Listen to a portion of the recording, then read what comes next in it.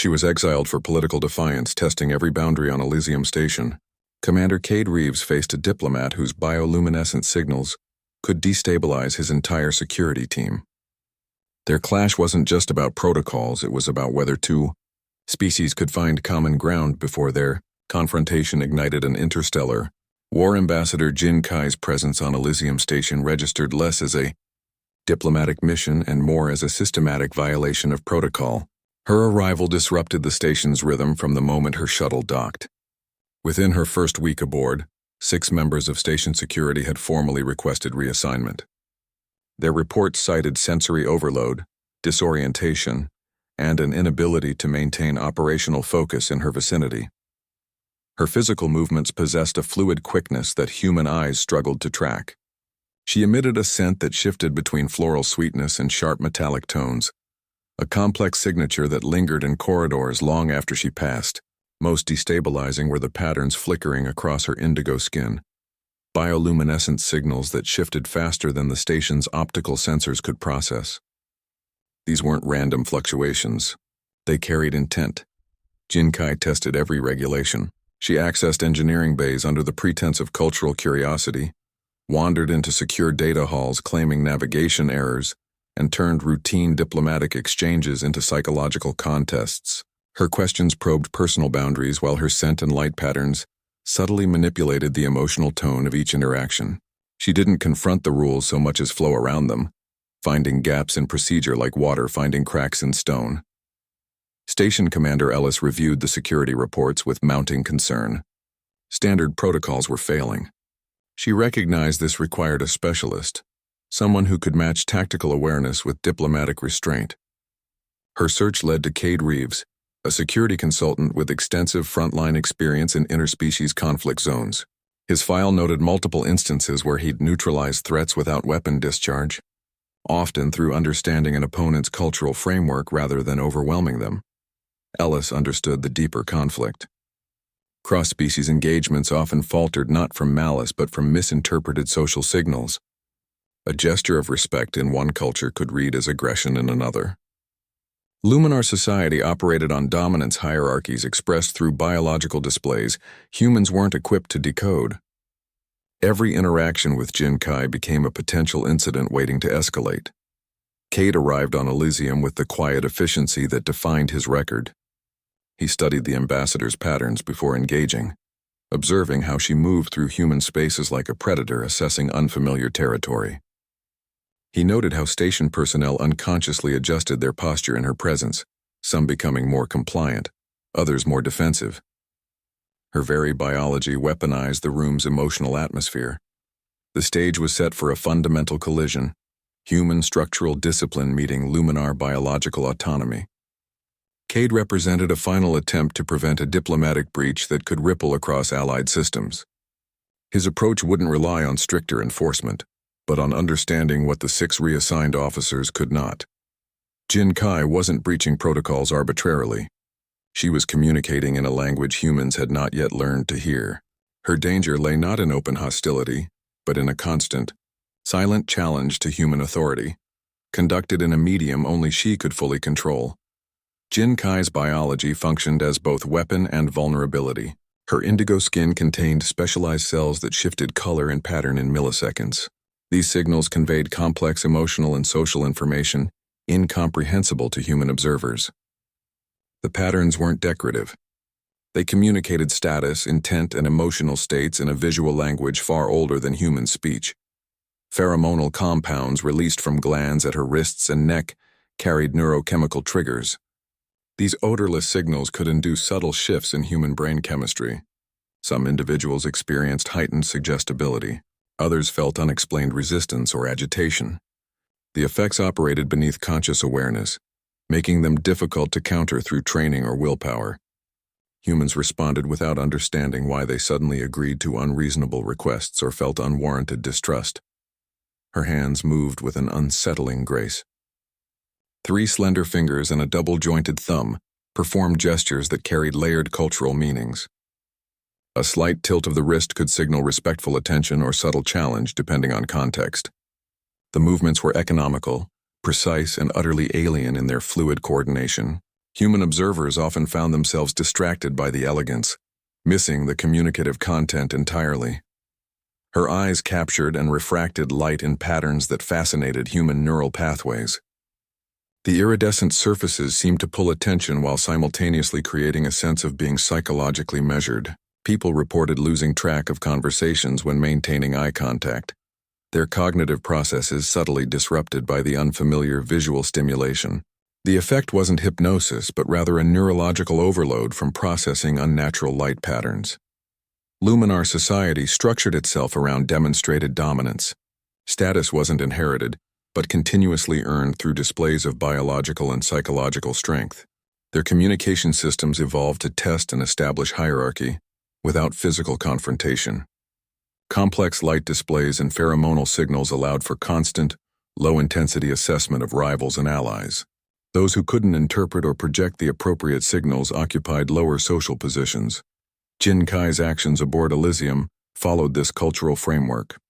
Every protocol violation, every unauthorized access served as a dominance test. She wasn't being deliberately obstructive so much as operating within her species' social grammar. Human security represented potential rivals requiring assessment. Her probing sought to establish where they stood in her mental hierarchy, whether they would yield or assert authority. Human directness clashed fundamentally with Luminar subtlety. Where humans relied on clear verbal commands and written regulations, Luminar communication occurred through biological channels operating parallel to speech. A human might hear polite agreement while the ambassador's skin patterns signaled contempt and her pheromones induced compliance. The conflict wasn't merely cultural, but biological. Two species operating on different communicative frequencies. The Luminar system created constant psychological pressure. Their patterns and sense established dominance by overwhelming opponents' cognitive processing. Humans faced with shifting light patterns experienced visual system fatigue. Those exposed to pheromonal signals fought against their own neurochemistry. The ambassador's mere presence became a low-grade assault on human perceptual stability. Her biological advantages made fair negotiation impossible. She was playing a game where only she knew all the rules. Jin Kai's assignment to Elysium Station carried the unmistakable weight of punishment. Her presence wasn't diplomatic preference, but political exile. A power struggle within the Luminar collective had concluded with her removal from the homeworld. The outcome represented more than simple failure. It signaled dangerous vulnerability in their rigid hierarchy. As daughter of Grand Arbiter Seon, her missteps carried amplified consequences. Luminar society tolerated no weakness among its ruling class. A child of the Grand Arbiter embodied the regime's strength through flawless execution of duty. Her failure to secure a favorable trade agreement with the Cygnian delegation wasn't merely a diplomatic setback. It became a public demonstration of flawed judgment that threatened her father's authority. The Luminar system operated on absolute hierarchical principles. Status required constant reaffirmation through displays of competence and dominance. Those who faltered became liabilities to be removed before their weakness contaminated others. Exile served dual purposes. It eliminated a political problem while testing external threats. Sending Jin Kai to humanity's frontier station accomplished both objectives simultaneously.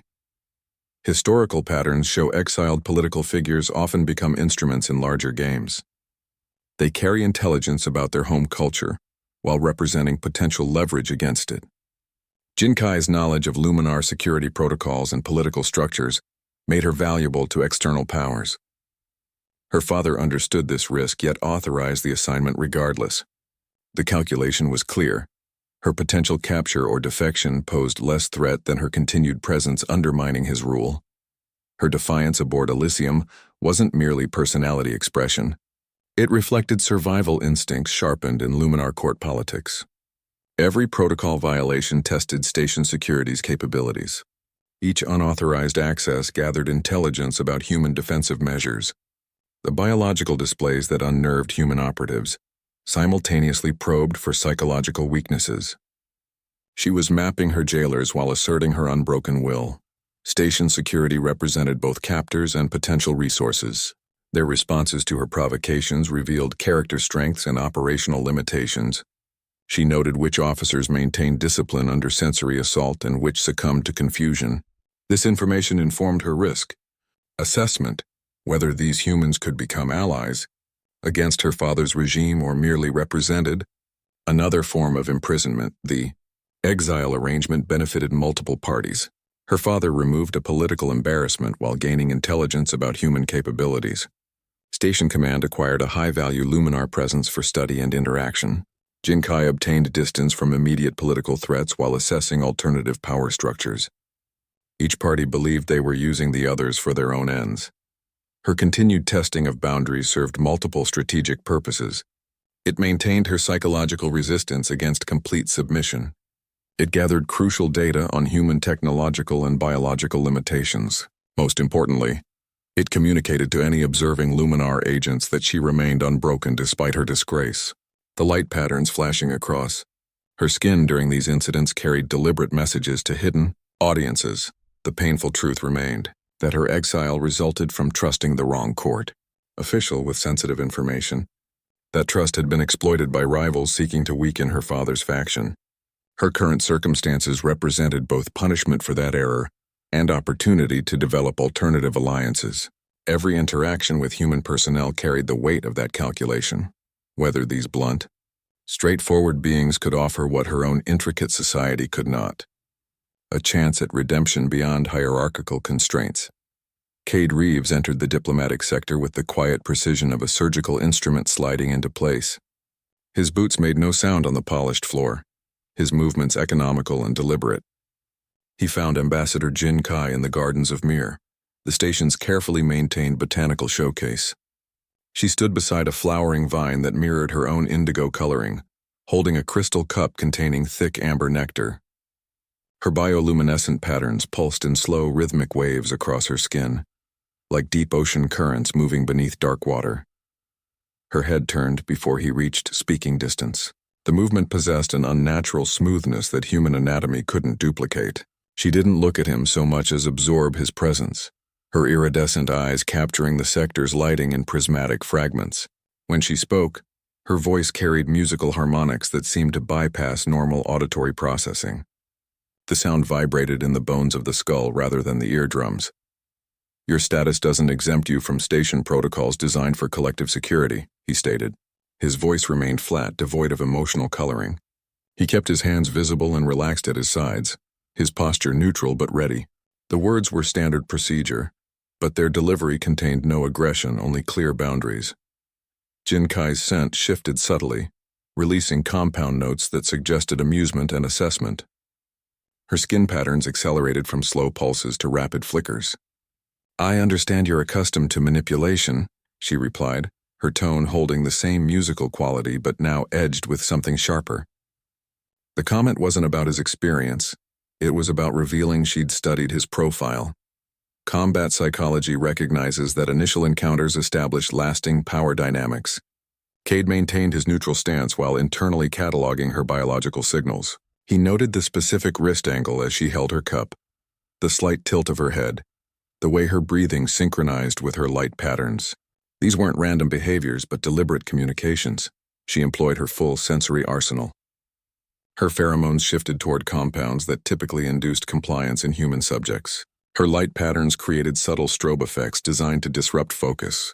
Even her posture conveyed challenge through Luminar body language, a slight forward lean that in her culture signaled testing an opponent's resolve.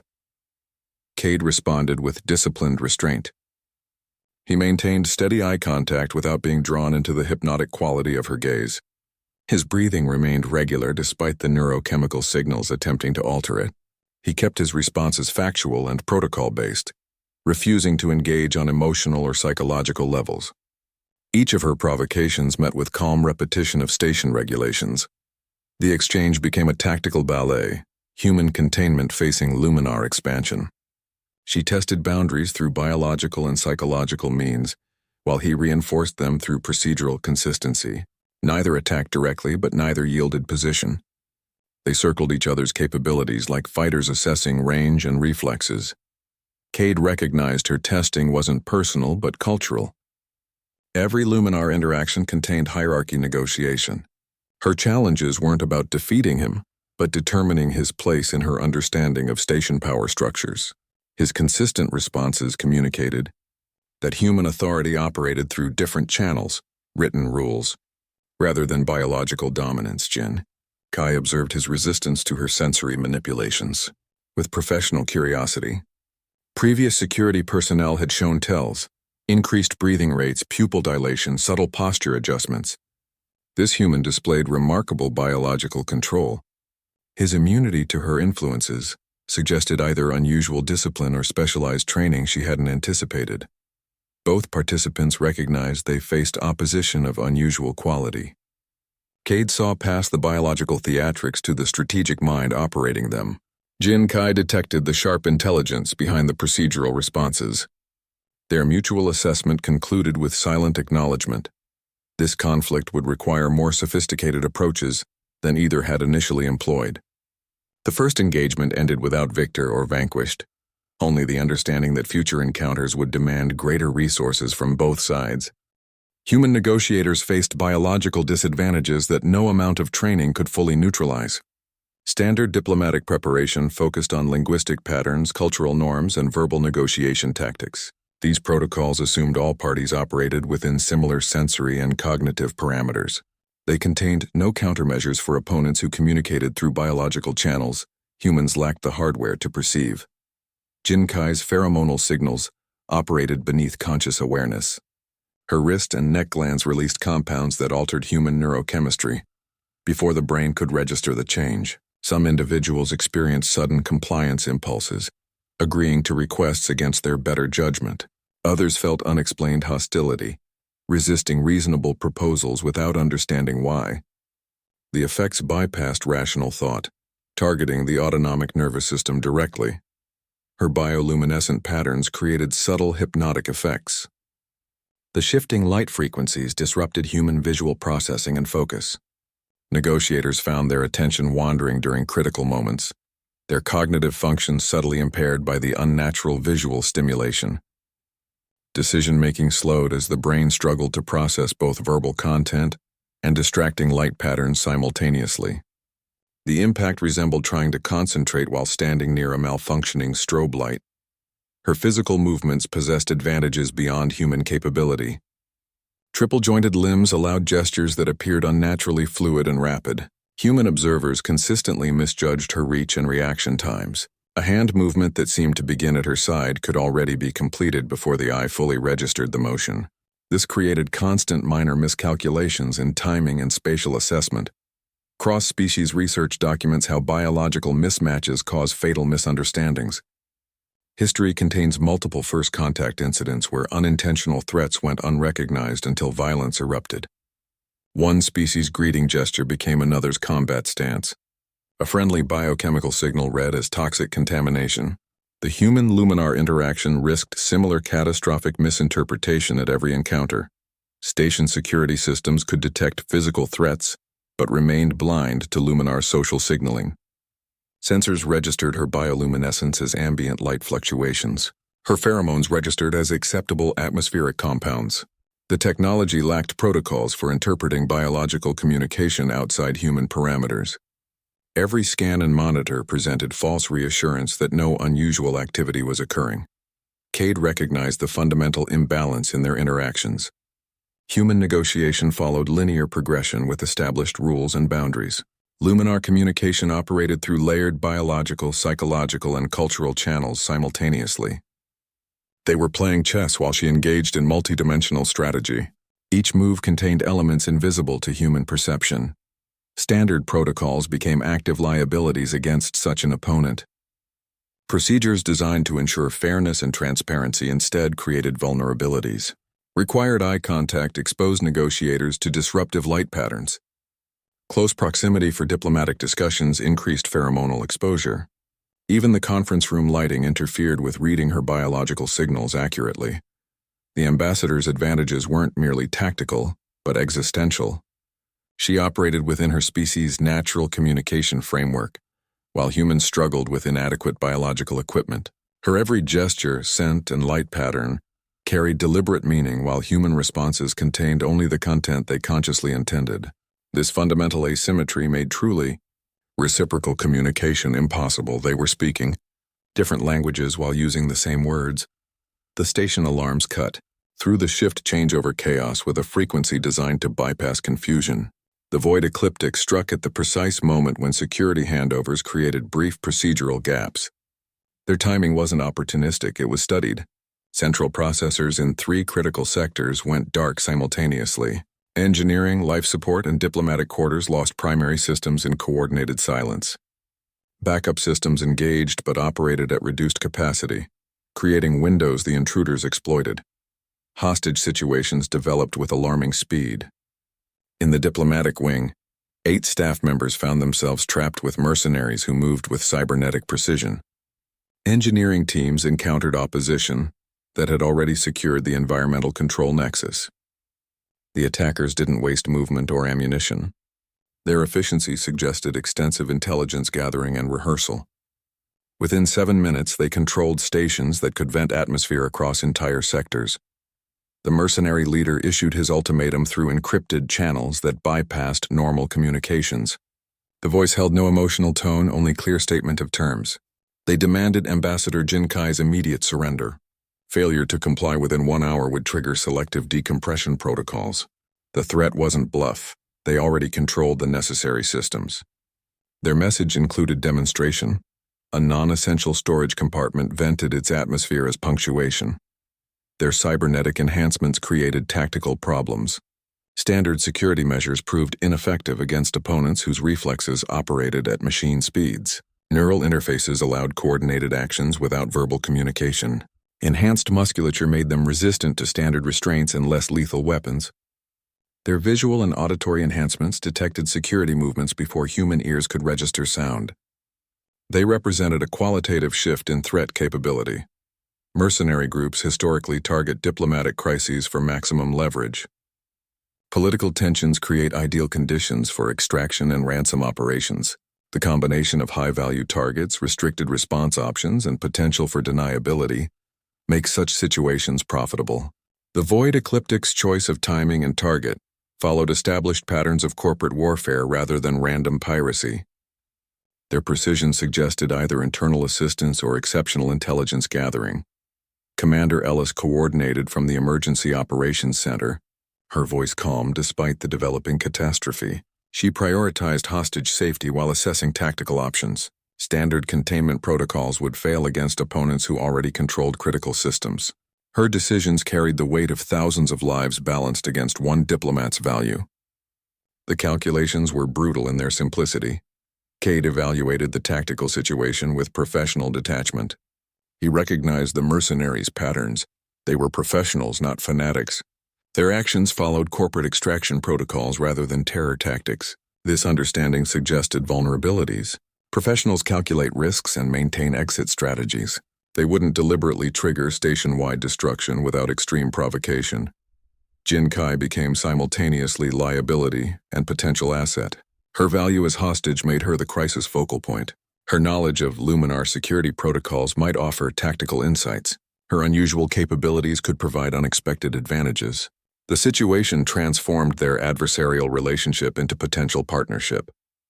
Neither could resolve the crisis alone. Their survival now required combining human tactical discipline with Luminar biological warfare. The station's structural integrity depended on cooperation between former opponents. Cade's understanding of combat psychology and station systems complemented Jinkai's unique sensory capabilities. Their previous confrontations became assets rather than liabilities. They already understood each other's strengths and limitations. The mercenary assault created forced alignment of interests where previous interactions had featured only conflict. This external threat neutralized their standoff by introducing greater immediate danger. The void ecliptic's precision strike forced cooperation through shared survival instinct. Their calculated aggression made previous diplomatic tensions seem abstract by comparison. The mercenaries didn't care about interspecies misunderstandings or protocol violations. They wanted asset extraction, and they would kill everyone aboard to achieve it. The void ecliptic's operation revealed precision intelligence gathering and flawless execution. Their assault wasn't opportunistic violence but calculated corporate warfare. They controlled life support systems across 2 critical sectors, holding 15 hostages in strategically chosen locations. Each captive represented maximum political leverage rather than random selection. The engineering teams, diplomatic staff, and security personnel captured were chosen for their operational value, not their accessibility. Their leader communicated through encrypted channels that shifted frequencies every 47 seconds. His demands remained consistent: immediate transfer of Ambassador Jin Kai to their custody. The voice held no emotional inflection, only clear statements of terms and consequences.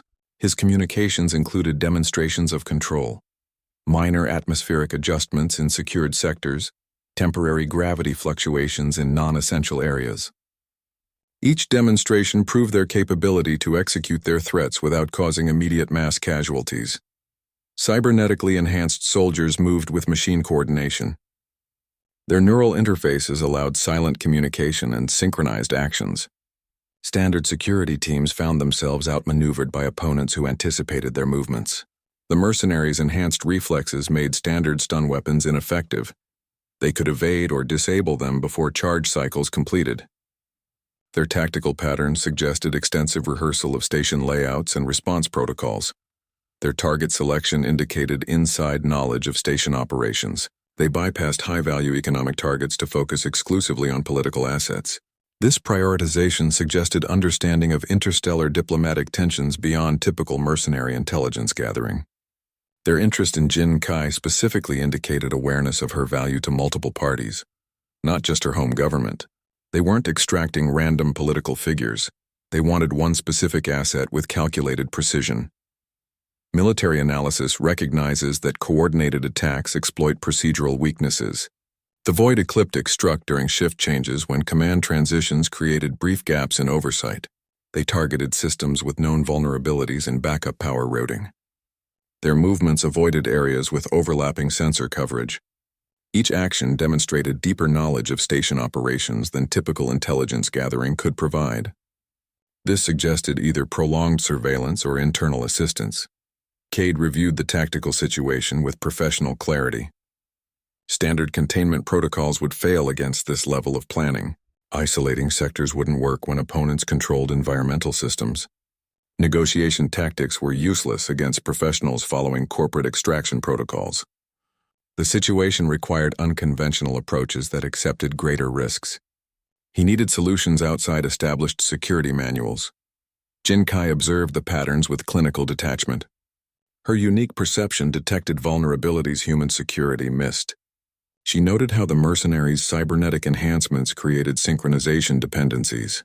Their neural interfaces operated on specific frequencies she could potentially disrupt.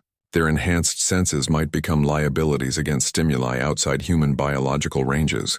Her assessment focused on their technological weaknesses rather than their strengths. The attackers' actions revealed unexpected knowledge of luminar capabilities. Their equipment included filters against specific light frequencies matching Jin Kai's bioluminescent range. Their tactical positioning avoided creating visual lines that would give her optimal effect. This preparation suggested intelligence about her abilities beyond standard diplomatic briefings. They weren't just capturing a political figure. They were containing a biological weapon. The coordinated assault threatened station integrity through multiple vectors. Control of life support systems allowed selective decompression of entire sectors. Hostage situations prevented full security mobilization. Cybernetic enhancements made standard countermeasures ineffective. Inside knowledge neutralized procedural advantages. The attack didn't just threaten individuals, it endangered the station's structural and political survival simultaneously. Resolution required understanding that this was never about simple extraction but about demonstrating vulnerability. In human security systems, Jin Kai stepped from the secured diplomatic quarters with unnerving calm. The station's emergency lighting reflected off her skin in shifting patterns. She approached Cade with no wasted motion, her three-fingered hands held in a formal gesture that suggested both respect and warning. Her voice carried the same musical harmonics but now lacked any hint of manipulation. "I possess certain physiological capabilities that might prove advantageous," she stated. The words were flat, informational. Cade noted how her posture differed from previous encounters. The constant testing had vanished, replaced by direct communication. Her bioluminescent patterns moved in slower, more deliberate waves across her skin. She explained that her emissions could affect neurological patterns, including cybernetic interfaces. The capability wasn't defensive. It was offensive biological warfare she'd concealed during prior interactions.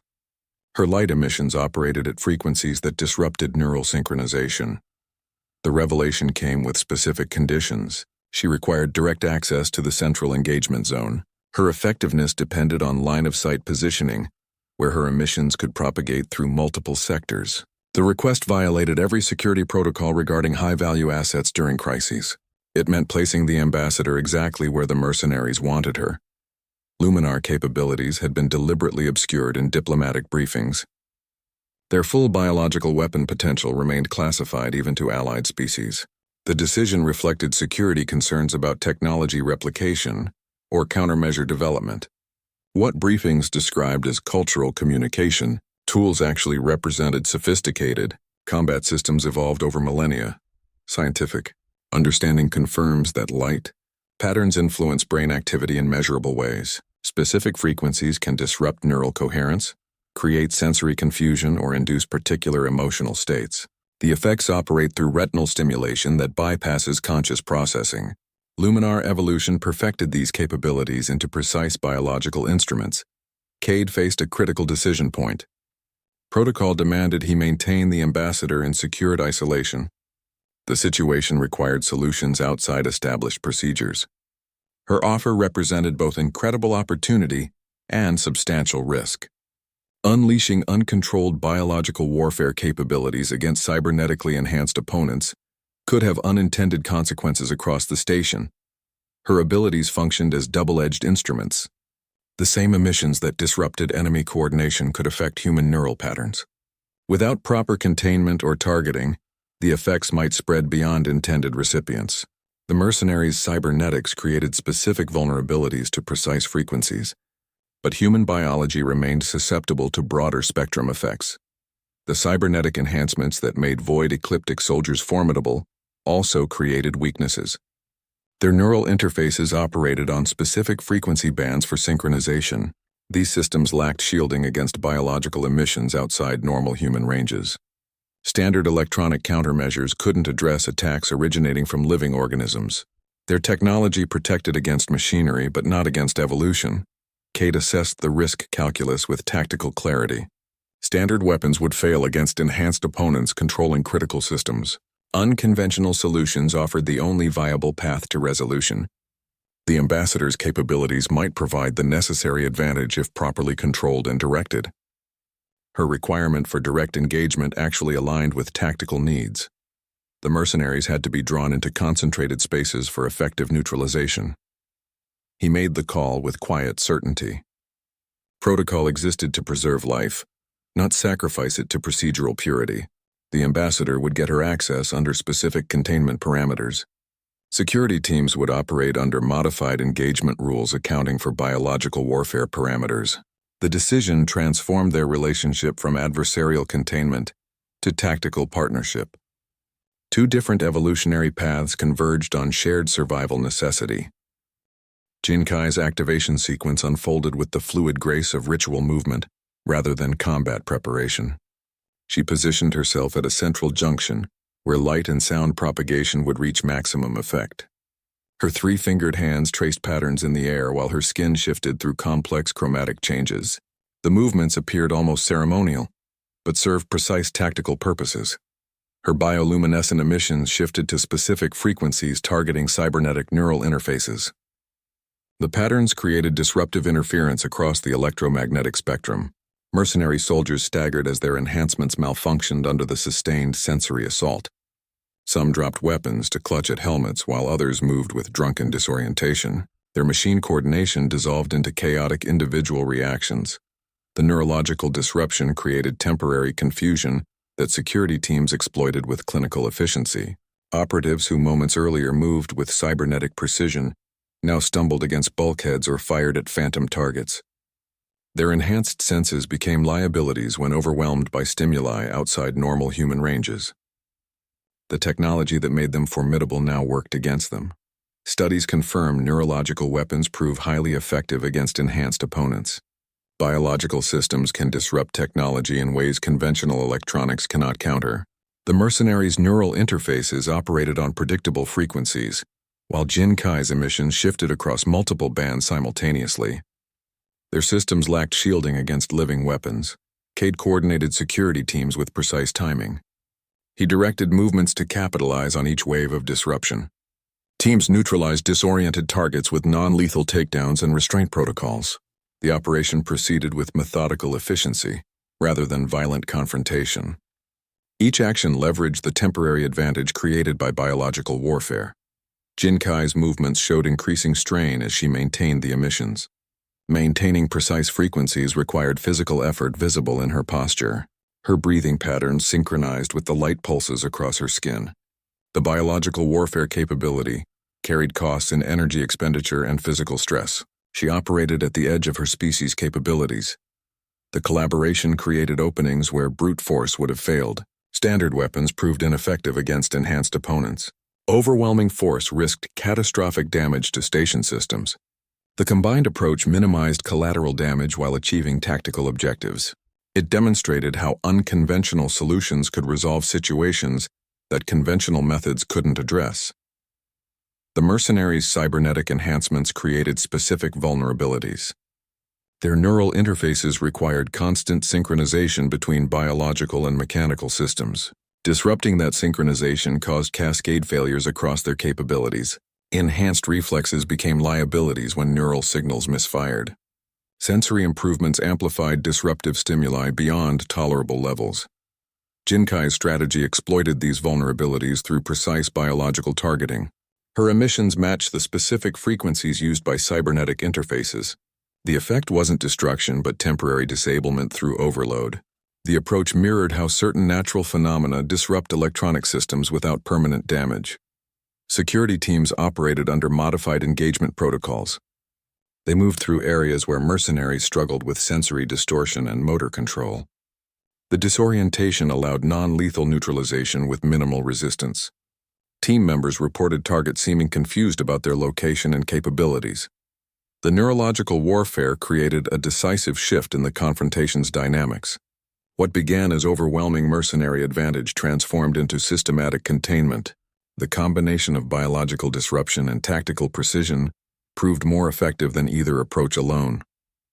It demonstrated how integrating different capabilities could overcome technological superiority. The operation's success depended on perfect timing between biological and tactical elements. Jin Kai's emissions created windows of opportunity that security teams exploited within narrow timeframes. Delayed responses would have allowed mercenaries to adapt or recover. The synchronization showed advanced coordination between previously adversarial parties. Their collaboration demonstrated that sometimes the most advanced technology could be countered by evolutionary adaptation. Biological systems developed over millennia could disrupt machinery designed in laboratories. The confrontation became a contest between natural evolution and artificial enhancement with unexpected results. Grand Arbiter. Saiyan's influence extended through interstellar politics like a current beneath still water. Communications from the Luminar Collective arrived during the crisis with disturbing regularity. Their encrypted messages demanded status updates on Ambassador Jin Kai with clinical detachment. The transmissions emphasized her value as a political asset, rather than expressing concern for her individual safety. This prioritization revealed the collective's operational framework. Persons mattered less than their strategic utility. Scion's reputation suggested ruthless calculation over familial attachment. Historical records showed he'd sacrificed allies for political advantage multiple times. His daughter represented both legacy and liability in their hierarchical society. Her exile had served multiple purposes, removing a political problem while testing human capabilities. The current crisis offered potential benefits, regardless of outcome. Either her recovery would demonstrate Luminar resilience or her loss would eliminate a persistent complication. The Void Ecliptic's specific interest in Jin Kai hinted at external political manipulation.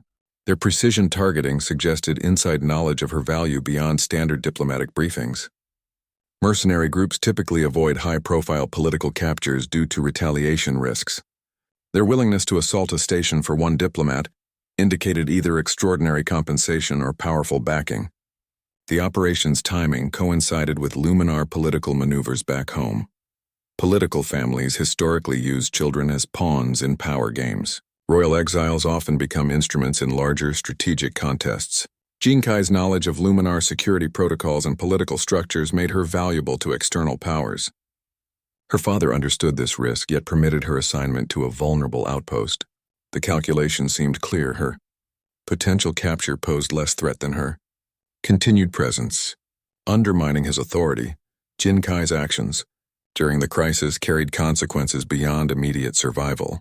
Each decision would be analyzed for weaknesses by her father's political opponents. Success might mean recall to renewed political maneuvering. Failure could confirm her status as expendable asset.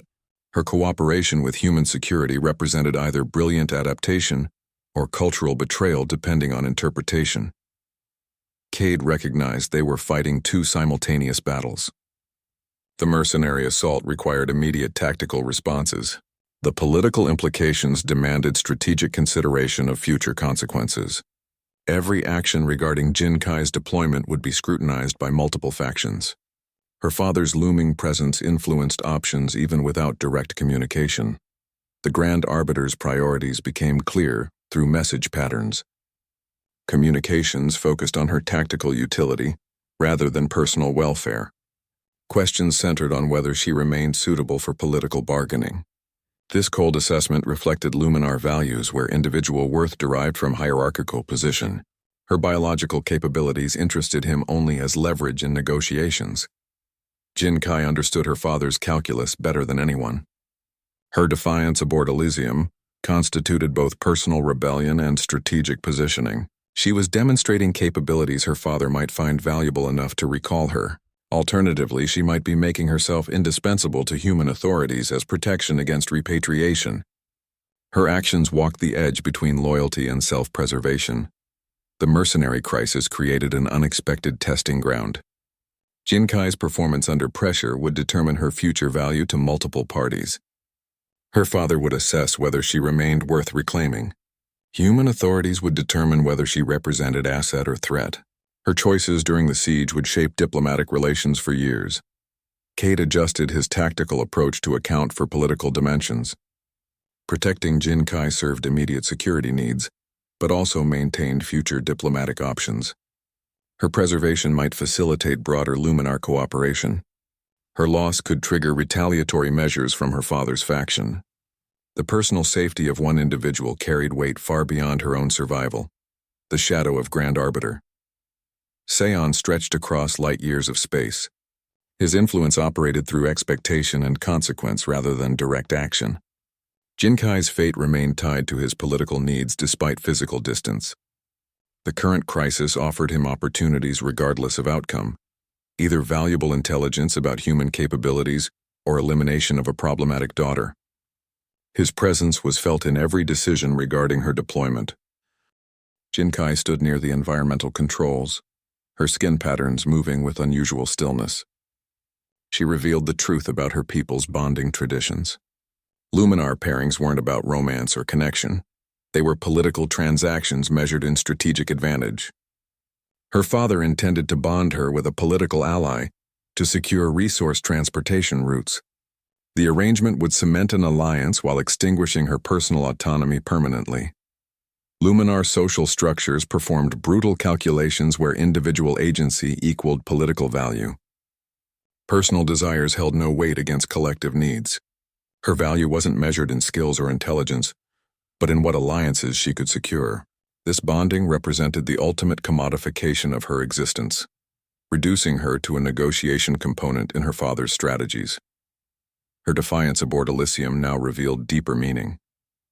The protocol violations and boundary testing weren't merely cultural misunderstandings. They represented active resistance against a predetermined future. Each unauthorized access and psychological confrontation became an assertion of control, the only decisions genuinely hers in a life orchestrated by political necessity. She was carving out autonomy within constraints. Anthropological studies show arranged alliances often sacrifice individual freedom for group stability. The practice appears across cultures seeking to consolidate power or resources. Luminar society perfected this into a precise political instrument. Bondings occurred without consideration for personal compatibility, focusing exclusively on strategic advantage. The individuals became instruments rather than participants. The void ecliptic attack created unexpected possibilities. The mercenary assault offered potential escape from her political arrangement. Their targeting of her specifically might disrupt the bonding plans entirely. The crisis transformed her from political pawn to active participant in determining her fate. Survival might mean freedom from her predetermined future. Cade began understanding her earlier behavior through this context. Her constant testing of boundaries wasn't arbitrary defiance, but rebellion against constrained choices. Each protocol violation represented a small victory against a system that sought to define her solely by her political utility. Her actions were survival mechanisms in a life where autonomy was systematically denied. Their collaboration gained dangerous new dimensions. Working together threatened powers beyond the station's bulkheads. Success could undermine her father's political maneuvering and disrupt carefully laid alliance strategies. The bonding arrangement depended on her returning as compliant asset rather than independent operator. Their partnership challenged the fundamental assumptions of Luminar political manipulation. The bonding system functioned as ultimate control mechanism. It ensured political elites maintained power through strategic interconnections. Individual desires were sacrificed to maintain hierarchical structures. Those in power arranged bonds to consolidate influence and eliminate potential rivals. The practice prevented autonomous action that might threaten established power distributions. Jinkai's resistance took on tragic dimensions. Her entire existence had been designed for political utility. She stated she was created for singular purpose, to function as political leverage. Her defiance wasn't merely personality, but fundamental rejection of this predetermined role. The bonding with Velix represented the final surrender of her autonomy to political necessity. The crisis offered paradoxical freedom. Combat situations operated under different rules than political maneuvering. Survival often required improvisation rather than protocol. Her actions during the siege would be judged by different standards than court politics. Performance under pressure might demonstrate value beyond mere bargaining chip status. Cade recognized the profound injustice of her situation. Her skills and intelligence were being wasted on political gamesmanship. The bonding system prevented her from contributing her actual capabilities to broader society. It confined her to a role that utilized only her political connections rather than her genuine abilities. Their partnership began, transcending species differences through shared understanding of constrained choices. Both operated within systems that demanded certain behaviors while limiting alternatives. The recognition created unexpected common ground where previous interactions had featured only conflict and testing. Jinkai stood at the environmental control terminal, her fingers tracing the emergency lighting patterns. The station's oxygen levels showed steady decline in 2 sectors. She turned to Cade with uncharacteristic directness. "Neutralize their primary decision node," she stated. Her voice held no musical harmonics now, only flat operational certainty. She was speaking the language of tactical necessity. Her plan required surgical coordination between human combat precision and Luminar biological warfare. The primary node referred to the mercenary commander, coordinating through neural interfaces. Secondary nodes were his enhanced lieutenants operating on synchronized frequencies. Striking both simultaneously would create cascading protocol confusion across their network. The approach leveraged their technological dependencies against them. Success would demonstrate her value beyond political bargaining chip status. It would prove her capabilities extended far beyond arranged bonding utility. Failure would confirm her father's assessment of her as flawed asset requiring external control. The operation represented her best chance to redefine her worth within Luminar hierarchy. Military history shows breakthrough innovations often emerge from unexpected collaborations. Unconventional partnerships sometimes achieve what standardized approaches cannot. The human-Luminar combination offered capabilities neither species possessed alone. Their differences became advantages rather than obstacles when properly integrated. Cade assessed the risks with professional detachment. Trusting her capabilities meant accepting biological warfare on his station. Protocol demanded containment of such unpredictable elements. The situation required prioritizing results over procedure. He gave a single nod, committing to the unorthodox approach. The operation would define both their futures regardless of outcome.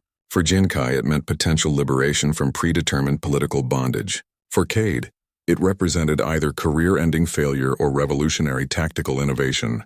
Their collaboration had already crossed too many boundaries to retreat to previous positions. Jinkai's choice carried profound personal implications. Cooperating fully with human security meant defying Luminar traditions of secrecy and isolation. It demonstrated prioritization of practical results over cultural preservation. Her actions would be interpreted as either brilliant adaptation or cultural betrayal.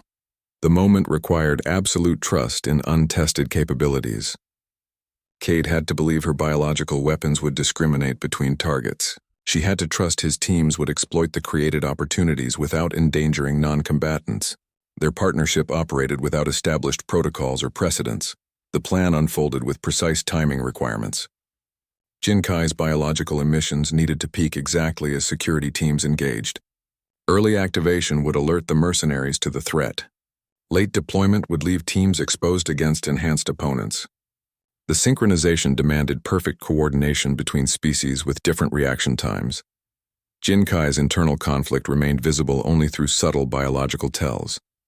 Her skin patterns fluctuated between determined precision and nervous flickering. She was choosing potential exile from her own culture for the chance at self-determination.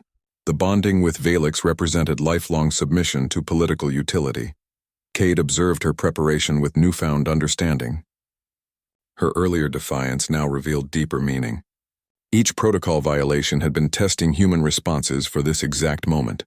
She'd been assessing whether these blunt, straightforward beings could offer alternatives to her constrained existence. The operation commenced with silent signals between them. No words were exchanged, only professional recognition of shared purpose. They moved into position with complementary skills that somehow interlocked, despite different evolutionary paths. The mercenaries never anticipated opposition that combined biological warfare with military precision. Their coordinated attack demonstrated that sometimes the most effective solutions emerge from integrating opposing approaches. Discipline and defiance became complementary forces rather than conflicting principles. The operation would determine whether two species could create something neither could achieve alone. The operation commenced with silent signals between them. Jinkai's bioluminescent emissions shifted to precise frequencies targeting cybernetic neural interfaces. Her skin patterns became weapons carefully aimed rather than defensive displays. The light emissions created disruptive interference across critical bandwidths. Mercenary soldiers staggered as their enhancements malfunctioned under the sustained sensory assault. Their coordinated movements dissolved into individual confusion. Cade's security teams moved with surgical precision. They exploited each wave of neurological disruption with flawless timing. Teams neutralized disoriented targets using non-lethal takedowns and restraint protocols. The operation proceeded with methodical efficiency, rather than violent confrontation. Each action leveraged the temporary advantage created by biological warfare. They worked like complementary instruments in a coordinated performance. Hostage extraction proceeded during the confusion. Security teams evacuated personnel from controlled sectors while mercenaries struggled with system failures. The coordinated assault that had threatened station integrity now collapsed under combined pressures. Captured personnel reported their captors seeming confused about basic commands and locations. The neurological disruption created openings where overwhelming force would have failed. Studies confirm that complementary skills create results greater than their separate parts. The human-luminar combination achieved what neither could accomplish alone. Cade's tactical expertise provided the framework, while Jinkai's capabilities created the opportunities. Their partnership demonstrated how opposing approaches could integrate into effective solutions. The Void Ecliptic leader was captured attempting to access Jinkai's quarters. His enhanced systems failed under the biological assault, leaving him disoriented and vulnerable. Security teams secured him with specialized restraints designed for cybernetically enhanced subjects. His capture provided intelligence about mercenary operations and potential political connections. The operation successfully neutralized the immediate threat to station security. Their collaboration prevented catastrophic loss of life and structural damage. Standard weapons would have caused significant collateral damage against enhanced opponents. The biological tactical approach minimized destruction while achieving objectives. Station systems remained largely intact, despite the intense engagement. The outcome demonstrated the value of unconventional solutions to complex threats. Both emerged from the crisis fundamentally changed by the experience. Cade gained appreciation for biological capabilities beyond human parameters. His understanding of interspecies cooperation expanded beyond theoretical concepts. He recognized how disciplined structure could provide framework for innovative approaches rather than constrain them. Jin Kai discovered alternatives to her constrained existence. Her capabilities found validation beyond political utility. The cooperation demonstrated that her value could be measured in practical contributions, rather than alliance potential. She experienced partnership based on mutual respect, rather than hierarchical positioning.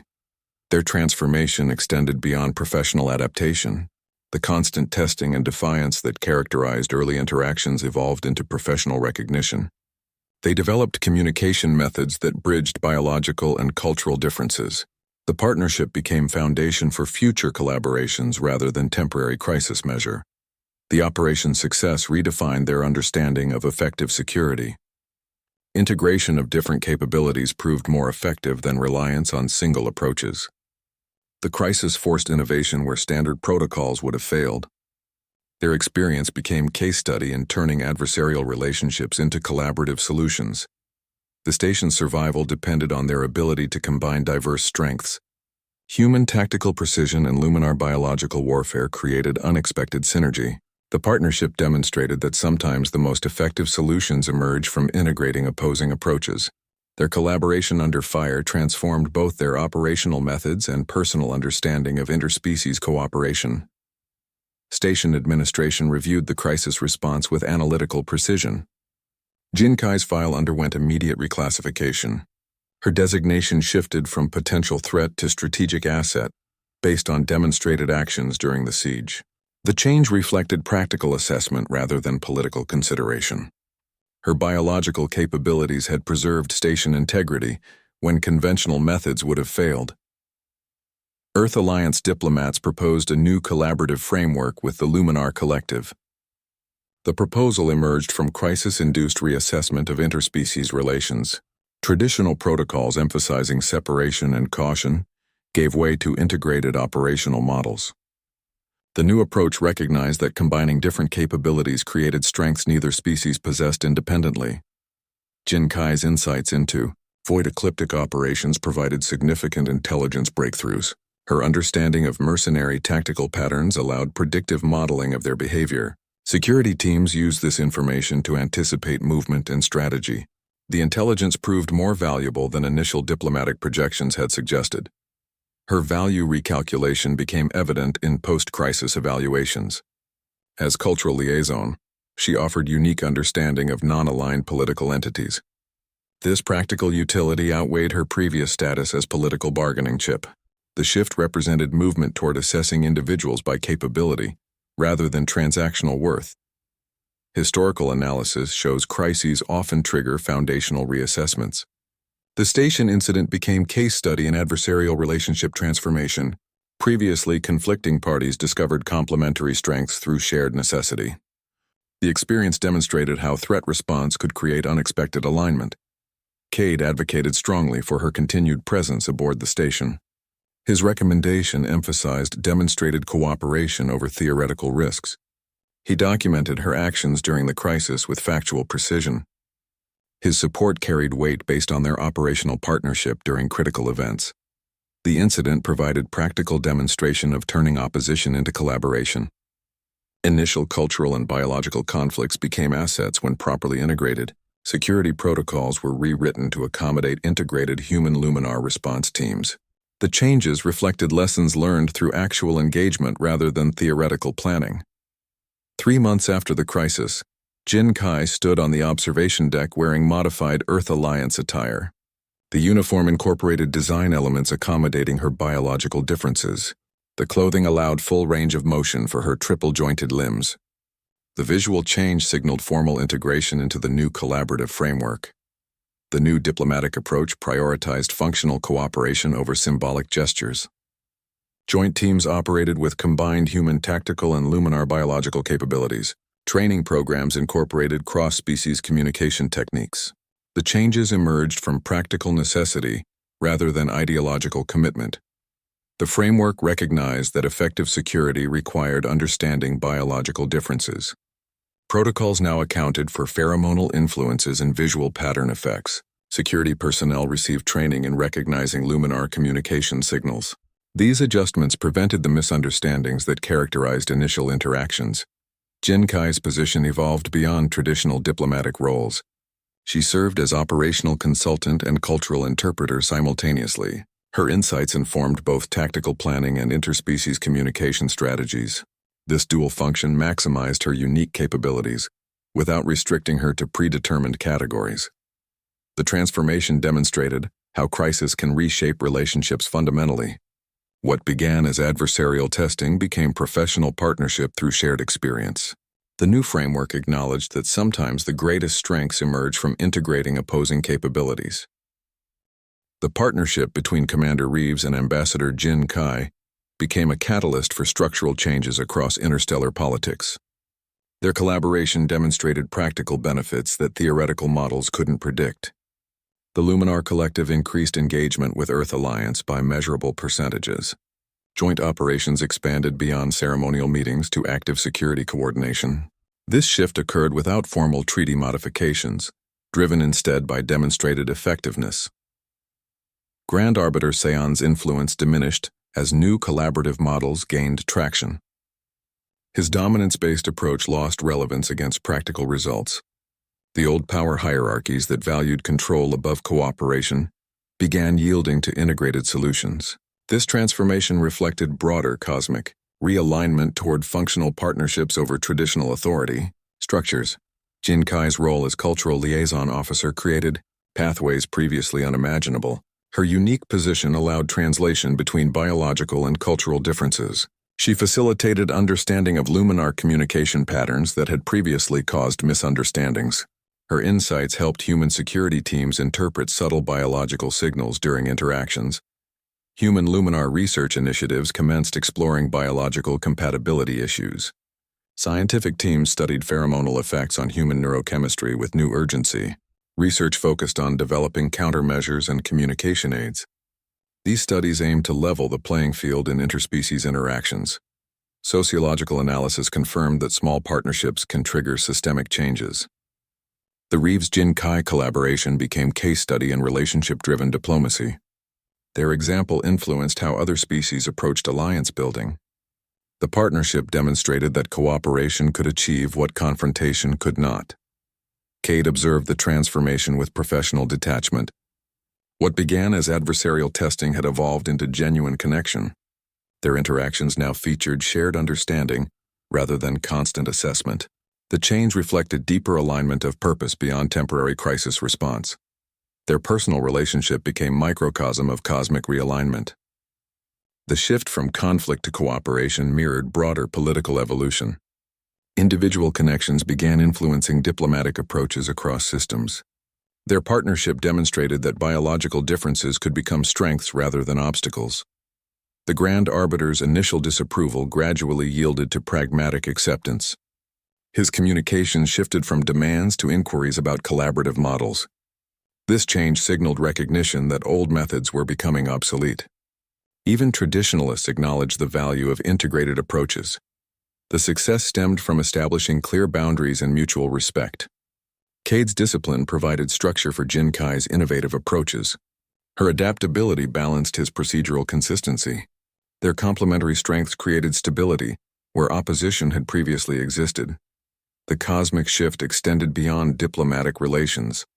Military strategies incorporated biological warfare considerations. Security protocols now accounted for sensory manipulation risks.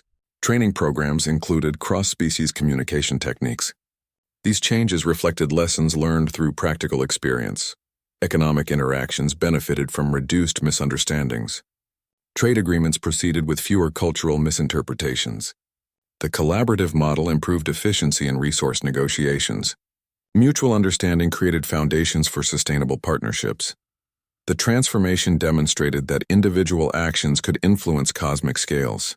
Two beings from different evolutionary paths had altered interstellar politics through practical cooperation. Their partnership became template for future interspecies collaborations.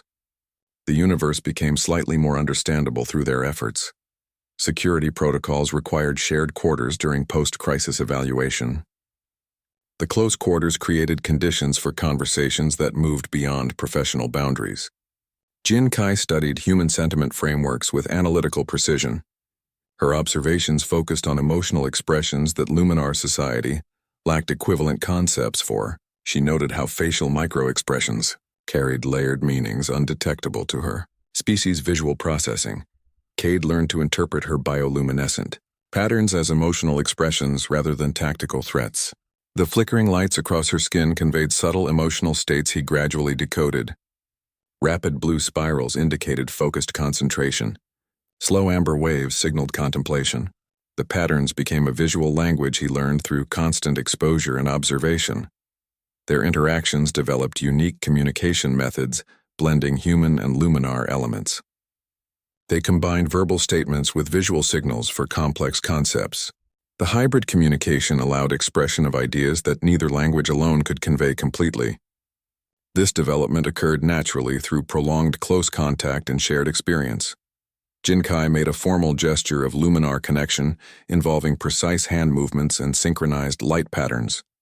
The ritual normally required specific cultural context to interpret correctly. Cade responded with a human gesture of acknowledgement that conveyed similar meaning, despite different forms.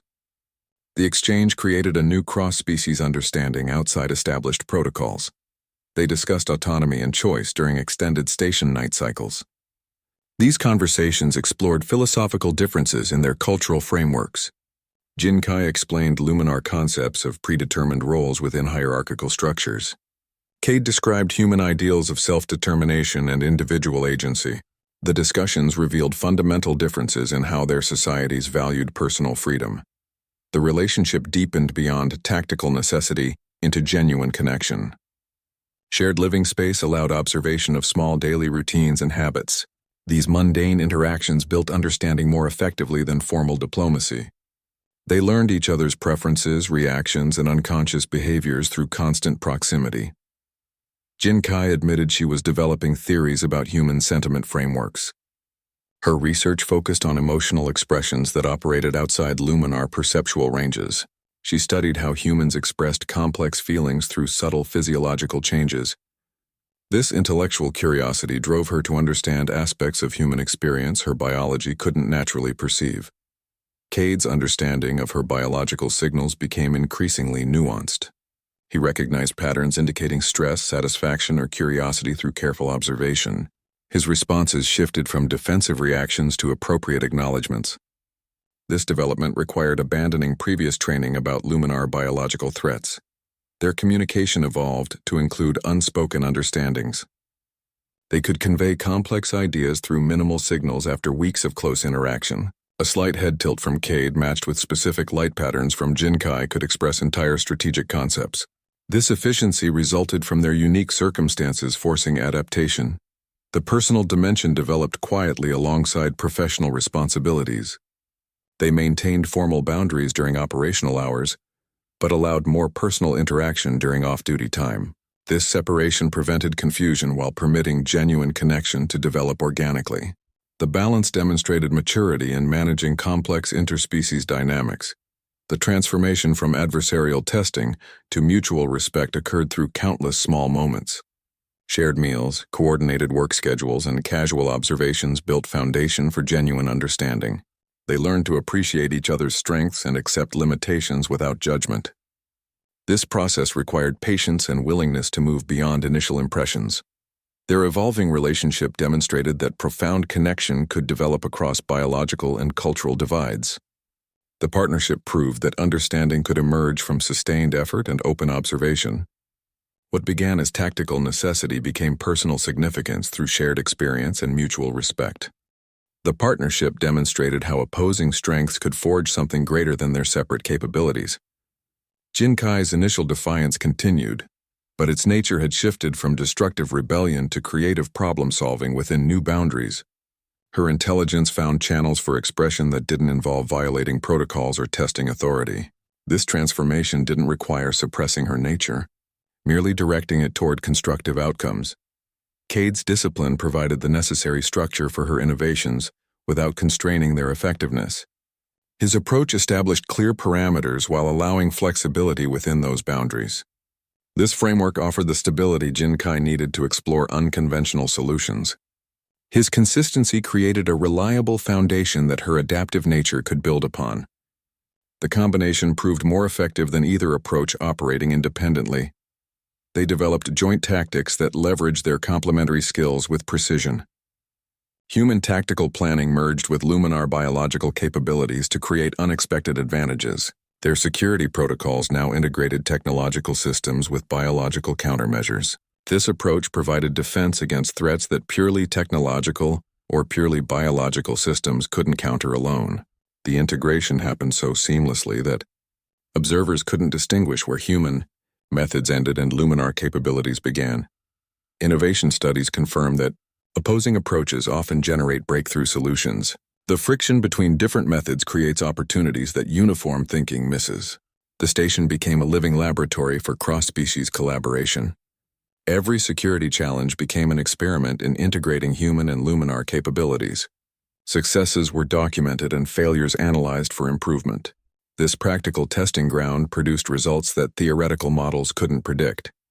Other species observed the human Luminar model as potential template for broader alliances. Diplomatic delegations studied their operational methods and communication patterns. The partnership demonstrated that profound biological differences didn't preclude effective cooperation. It offered hope for relationships between other seemingly incompatible species. The model proved adaptable to various cultural and biological frameworks. The cosmic order began shifting from competition toward coordinated resilience. Traditional power dynamics based on dominance started yielding to collaborative models. This transformation occurred gradually through demonstrated effectiveness rather than ideological conversion. The change reflected practical recognition that integrated approaches produced better outcomes than isolated efforts. Survival in a complex universe required combining diverse strengths. Their collaboration created a new paradigm for interstellar relations. Mutual respect replaced hierarchical positioning as the foundation for partnerships. Understanding biological and cultural differences became as important as technological advancement. The approach recognized that effective security required addressing multiple threat dimensions simultaneously. No single species could anticipate all possible challenges alone. The station's transformation reflected broader cosmic realignment. What began as a human outpost became a multi-species collaboration hub. Security teams now included members from various species with complementary capabilities. Training programs taught cross-species communication and tactical integration. The changes emerged from practical necessity rather than theoretical idealism. The partnership between Defiance and Discipline proved that opposing strengths could create unprecedented resilience. Their collaboration demonstrated that differences could become assets when properly integrated. The universe became slightly more comprehensible through their efforts to understand each other. This understanding created foundations for relationships that transcended biological and cultural boundaries. The new model offered hope for a more coordinated cosmic future.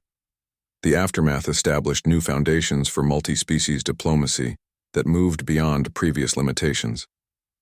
Ambassador Jinkai received revised operational parameters that acknowledged her unique capabilities while maintaining necessary boundaries.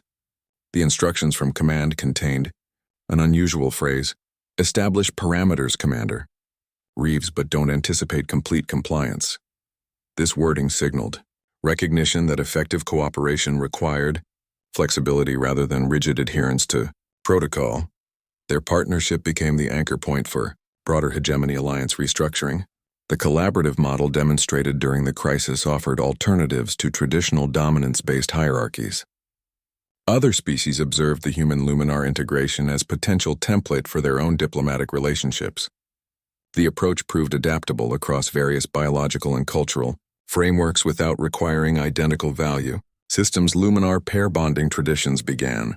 incorporating elements of choice alongside political calculation. The changes occurred gradually through demonstrated examples rather than ideological conversion. Younger Luminar diplomats showed increased willingness to consider personal compatibility in alliance formations. This evolution reflected how social structures often follow practical demonstrations of alternative models. Cade and Jin Kai stood together on the main observation deck watching new ships arrive through the docking portal. Their postures showed relaxed familiarity that hadn't existed during initial encounters. The scene represented quiet triumph over the conflicts that had previously defined their interactions.